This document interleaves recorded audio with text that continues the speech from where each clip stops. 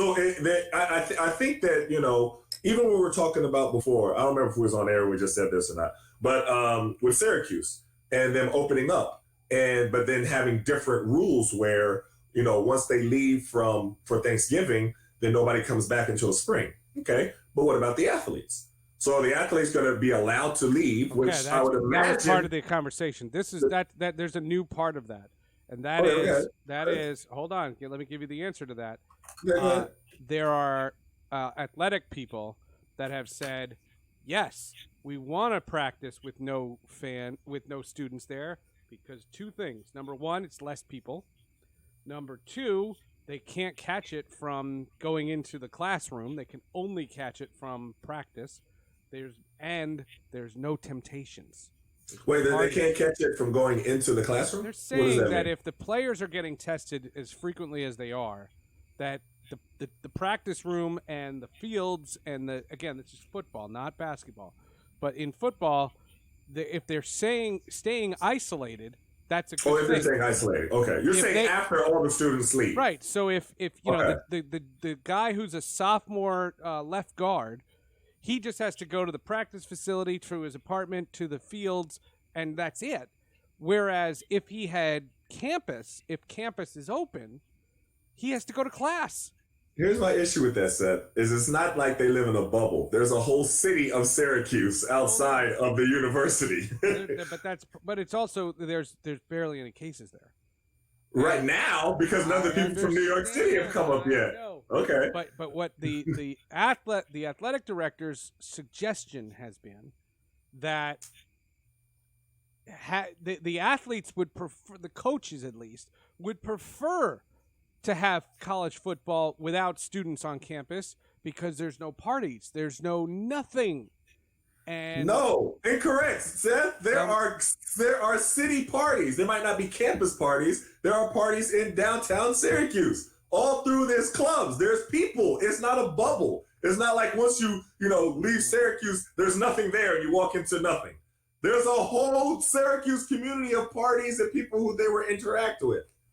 It's not. I can understand if it's just a bubble and you don't allow them to leave campus and you have them where you have a guard at their door and nobody can leave. But they have Carousel Mall. Well, it's not Carousel Mall anymore. Destiny USA, whatever it's called. All right, they have whatever that new mall is. But we know Carousel. But I'm saying there's a whole city there. There's clubs. There's bars. There's everything. You mean to tell me that just because there's no students there, that none of the football players are going to go to a bar or a club or a party ever? Ever? Come on now, Seth. Come on now. To me, kids are different than professional. They're college kids. Syracuse is the number one kids party with school. No college, but there's no college. Yes, but there's still people. Syracuse is the number one college school, party school in the country. I know. We're proud of that, right? I know. The parties are not going to stop. They're going to move off campus. I guarantee you, Seth. I guarantee. And people let me say this, and people like Arizona who are boasting about how things are. Now, you have all the different people from different places that are going to start coming there, and it's not going to be the same percentage that it was when you were. It's going to be totally different. As everything is open, as everything is, you know what I mean? Like, as people start traveling, they're going to bring their viruses with them. You're going to see inflations in the numbers across the country.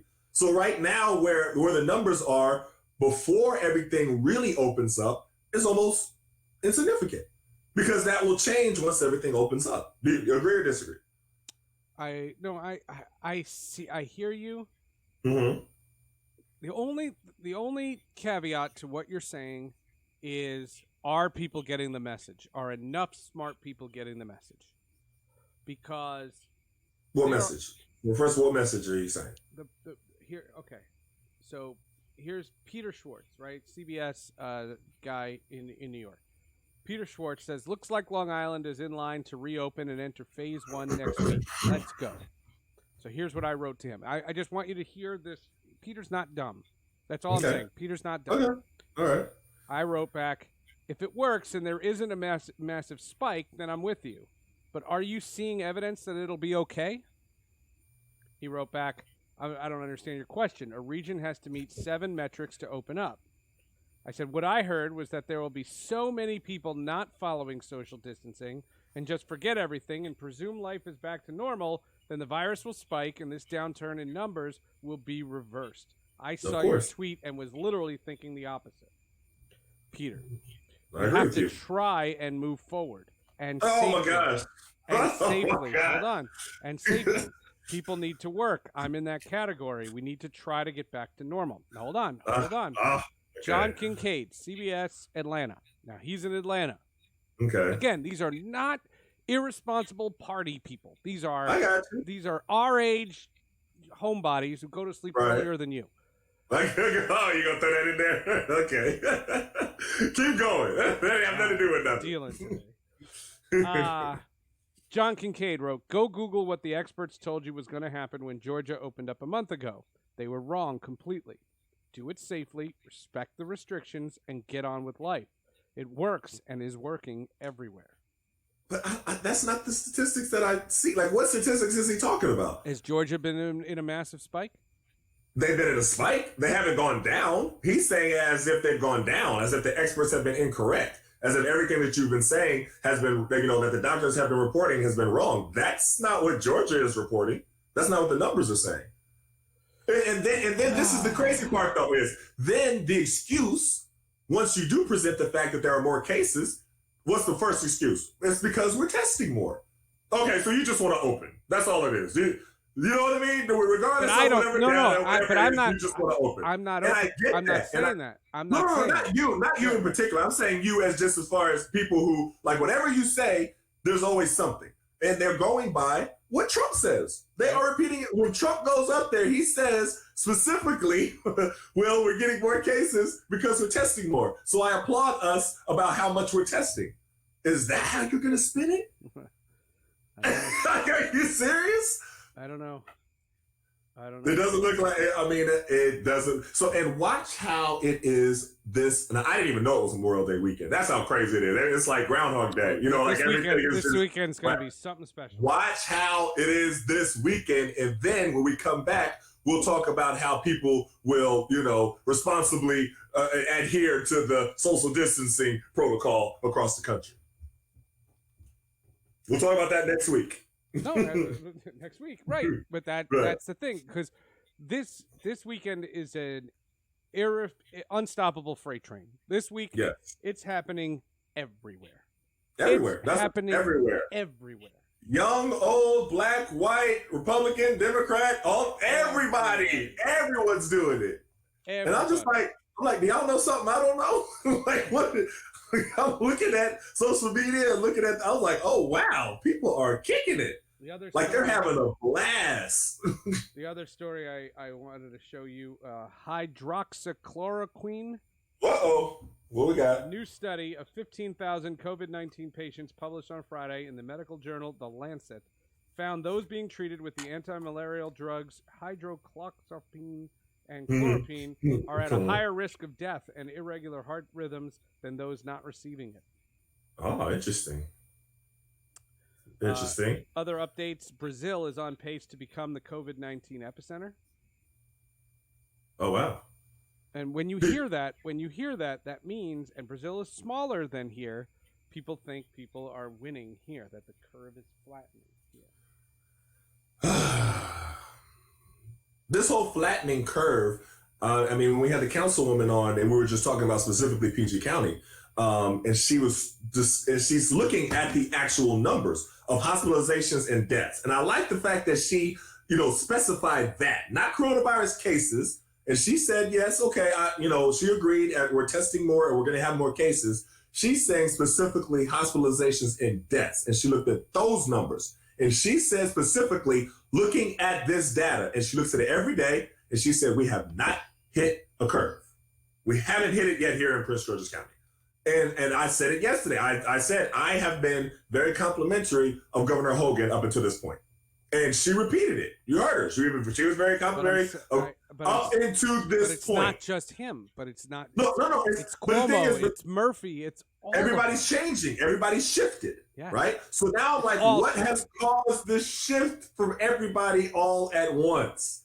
Well, what happened? Something happened. Well, it wasn't the data, though. The data didn't change. But one of the things was the CDC came out with now it doesn't spread on surfaces. So you don't have to wipe down your groceries anymore. That came out. And so people are interpreting that as saying, well, that's wrong. What do they know? They were panicking. And I'm saying I see the other point of view. Like, do you know everything? You don't know everything. So the answer is, since they don't know everything, we're just gonna go all willy nilly like nothing's happening. That wouldn't be. That's just not the conclusion I would go to. So okay, so here's the theory. Here's a theory. Do you think that it is going to be that this weekend's going to happen regardless? There is nothing we can say on this show that will stop this weekend from happening. So, of course, if we don't see a spike by the end of May, by June 1, if things are continuing to go this way, it's going to continue. Well, if it's going this way, it hasn't but it is started going this way. In New York, it's going. Not as a whole. Not as a whole. New York, it is. New York, it is. And New Jersey, it is. It's not. That's not what I saw. See, my argument is different. My argument is it's going to slow, so that it gives me hope for September and October. And what the counter argument to that has been, no, it's May and June. And I'm like, I don't see that. I don't see May and June, right? I'll give you September and October. I understand that. That's right. You and I are on the same page. Right, but we're talking about June 1st. And we're talking about starting. I mean, I'm looking at what the NBA is pushing out. And I'm looking at what I'm like, wait, y'all, you don't know rumors, but they had a whole schedule listed of what the projections are. I'm like, whoa. They have plans. That's the plan? They all have plans. A little premature for that, but, I'm hoping. I am a big fan of Adam Silver. I have been singing his praises. I hope I continue to have a reason to sing his praises with this one.